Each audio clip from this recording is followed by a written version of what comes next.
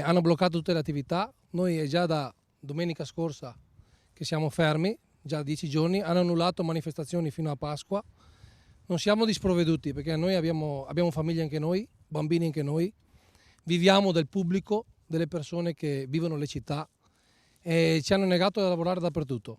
Noi non riusciamo più a resistere ulteriormente a questa chiusura. All'indomani del decreto che proroga e in parte modifica alcune delle misure già adottate per il contenimento del coronavirus, introducendone alcune di nuove, una rappresentanza degli esercenti di Luna Park e Spettacoli Viaggianti si è riunita davanti alla sede regionale della Protezione Civile di Marghera per fare una richiesta al presidente Zaia. La nostra richiesta è perché i centri commerciali lavorano, che sono al chiuso, palestre, adesso i cinema, teatri, tutti aprono con delle prescrizioni, ma aprono.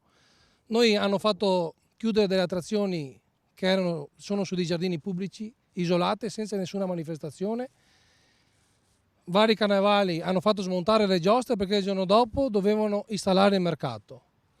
Devono lavorare anche quelli del mercato, però anche noi dello spettacolo viaggiante dobbiamo lavorare. Le nostre stazioni vengono lavate, sanificate tutti i giorni, possiamo farlo 2 volte al giorno, 3 volte al giorno. Il nostro appiglio è che noi siamo all'aria aperta e come le altre attività tutti i cittadini sono liberi di venire o no nelle nostre attrazioni. Tutti sono consapevoli di quello che fanno, come lo dicono sempre, che se vuole andare al bar va, se non vuole andare non ci va. È lo stesso sulle giostre. Noi andiamo dietro alle manifestazioni, agli eventi.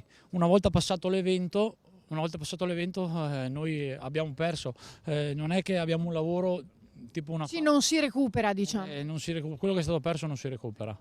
Noi cosa facciamo se andiamo avanti ancora così, in questa maniera qua? Cosa facciamo? Cioè voi vi sentite discriminati in qualche modo? Beh sì, perché hanno parlato di tutto, è un periodo che si parla un po' di tutto, ma non hanno mai speso una frase per lo spettacolo viaggiante. Siamo presi male, veramente, tutti noi che oggi qua siamo pochi, perché lui l'ha detto 3.000, ma saremo 10.000 nel Veneto e Friuli Venezia Giulia, e sono tutti lì su una strada adesso.